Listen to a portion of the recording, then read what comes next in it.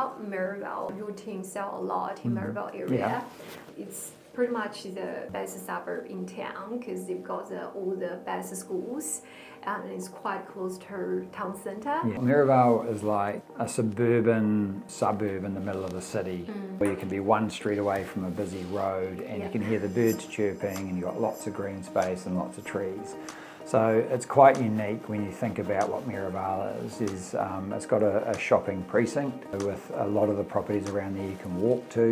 It's a hop, skip and jump to the park, and so you've got beautiful Hagley Park, running and walking and everything that you love to do there. And then you've also got the city at the doorstep. And the airport is 10-15 minutes away. So it sort of ticks all the boxes, plus all the private schools are very, very close. So the kids can walk to school and bike to school very easily.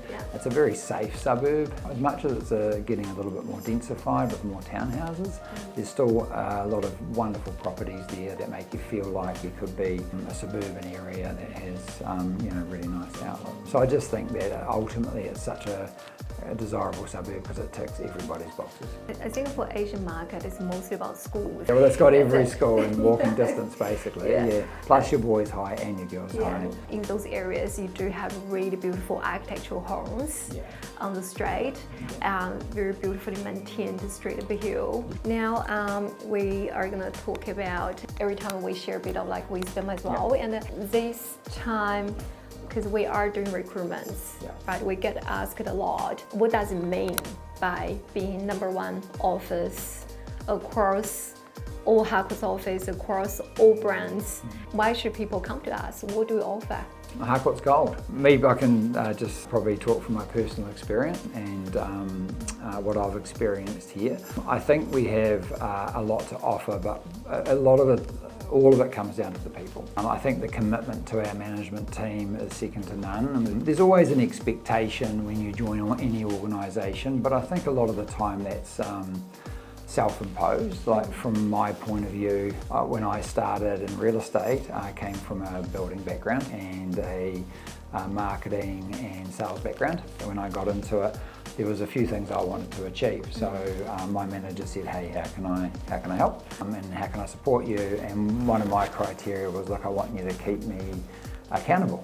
And I think at the end of the day, we set some standards and principles around how I wanted to operate, and they supported me 100% with that. So I think that's the key. The company itself invests a lot in training, high performance training, and also well-being. And I've never really experienced, as you can see, I'm getting on in years, so I've been around a while and I've worked for quite a few companies and I've worked for myself.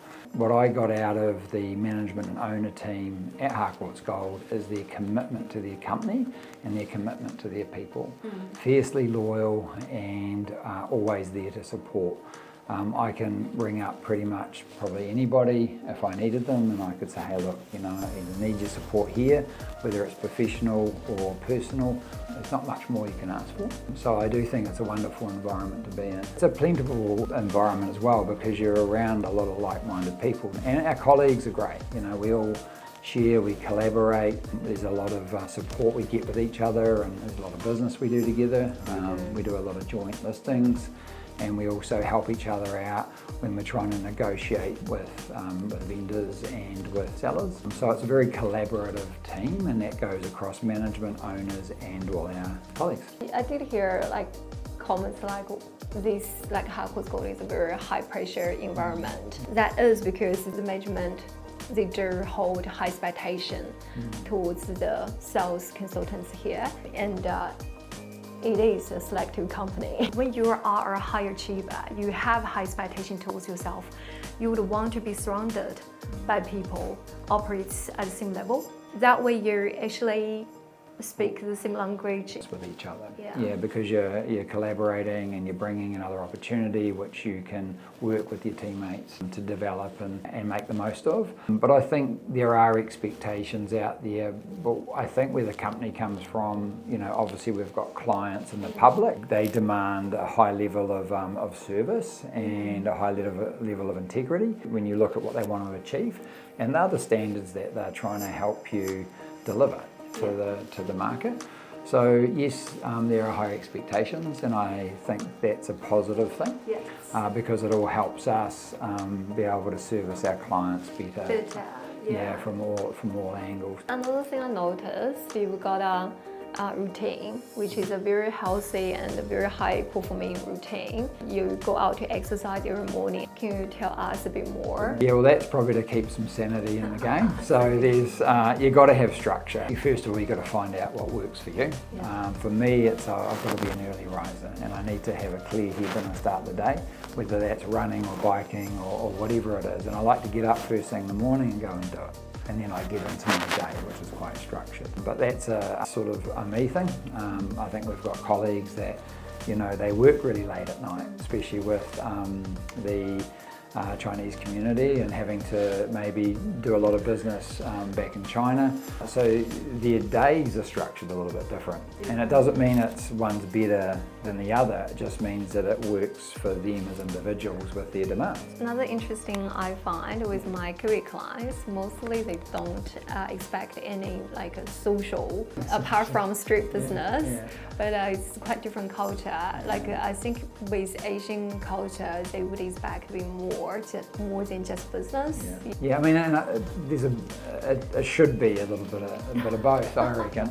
We do a little bit of both, and I think sometimes it does come down to your individual. Do you also go out to the pub and have a beer sometimes? Yes, for sure. Going out for dinners is a big part of it, because at the end of the day, some of your clients are really long-term clients. So you're always dealing with them, and having that social connection is a very important part of business. Because you got to be able to understand their needs and what are the reasons of the change of properties, or you could help them more. That's why I actually prefer us to be called advisor, not really a purely salesperson, because sometimes we have to listen to which stage the clients are in their life, so we can help them to navigate what's the best decision. For example, some of our clients, they might be thinking it's a good idea to buy a brand new house in a brand new suburb to get really good capital gain. But if you're thinking about capital gain, you're probably thinking more of something like a bigger land, but an older house, but in a really good suburb with good capital growth. But then the townhouses, that's probably more for cash flow. So all those things,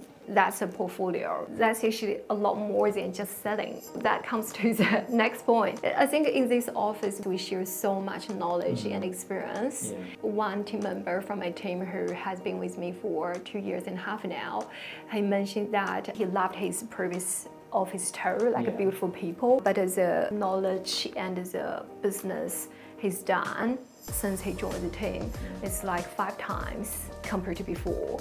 And just within 1 year, that's amazing. Yeah, and that's all the support he gets from our wider team, collaboration with other agents, isn't it?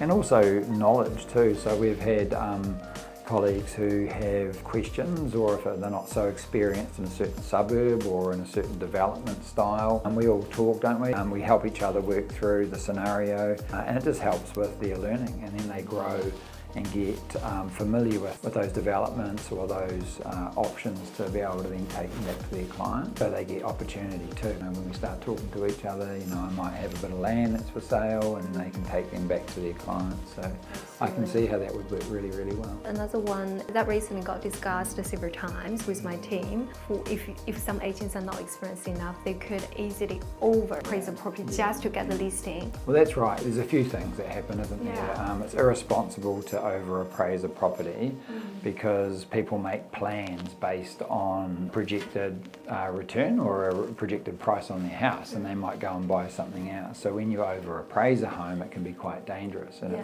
I find it a bit irresponsible. So you have to be conservative but realistic. The other thing too is if you overpraise a property, you also look at your marketing spend. So there's a big investment from our client. A lot of our clients will spend anywhere from sort of $6,000 to $10,000 on a campaign. So you want to make sure that we're going into it with a realistic expectation on price. I think when you're in a company like ours, that you've got enough experience around you that you can really get it right, and then and also learn, because some people aren't experienced in, say, development and zoning, so that's why they'll come to people who have more experience. So that's another really good reason why you'd be in the Harcourt's Gold family. In Christchurch, sometimes one house at the street end, the other end of the street, the price can be so different. The land price can be hugely different. Oh, thank you so much, Brendan. I always love working with you, and this is great. I look forward to having you more with us. Yeah, that'll be good. You can invite me anytime. Awesome. Well, I'll see you guys next time.